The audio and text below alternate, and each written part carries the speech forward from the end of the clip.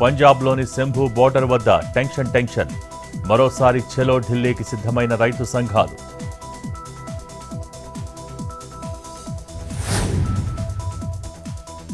రేవంత్ విధానాలతో తెలంగాణ తిరోగమనంలోకి వెళ్లింది.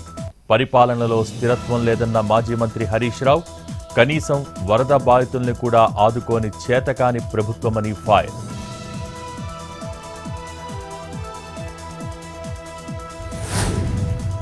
రేషన్ మాఫియాపై వేసిన సిట్లో సభ్యులను మార్చే యోచనలో ఏపీ ప్రభుత్వం. సిట్లోని 3 డీఎస్పీలపై ఆరోపణలు, వారి స్థానంలో సివిల్ సప్లై, ఇతర శాఖల అధికారులకు చోటు కల్పించనున్న ప్రభుత్వం.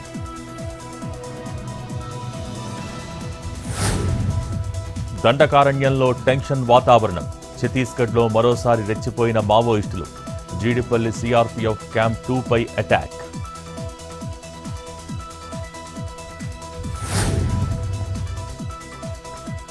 సంగారెడ్డి జిల్లా పటాన్చెరులో అగ్ని ప్రమాదం. టిఫిన్ సెంటర్లో సిలిండర్ నుంచి గ్యాస్ లీక్ కావడంతో చెలరేగిన మంటలు. అదుపు చేసిన అగ్నిమాపక సిబ్బంది.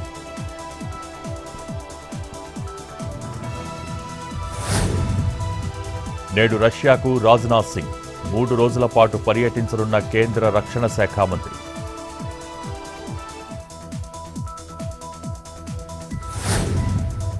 జమ్మూ కాశ్మీర్ కతువాలో భద్రతా బలగాల గాలింపు చర్యలు.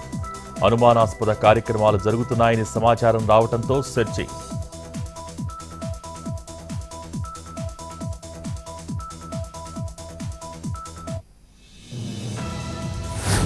తమిళనాడు తిరువణ్ణామలై అటవీ ప్రాంతంలో కొండ చర్యలు విరిగిపడే అవకాశం.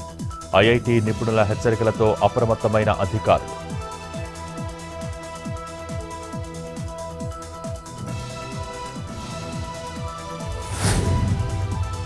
ఢిల్లీలోని నరెల్లా ఇండస్ట్రియల్ ఏరియాలో సిలిండర్ బ్లాస్ట్. ఒకే కుటుంబానికి చెందిన 6గురికి తీవ్ర గాయాలు.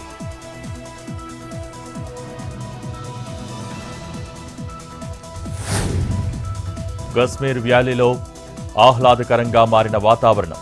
పెరిగిన చలిగాలులు, పడిపోతున్న ఉష్ణోగ్రతలు.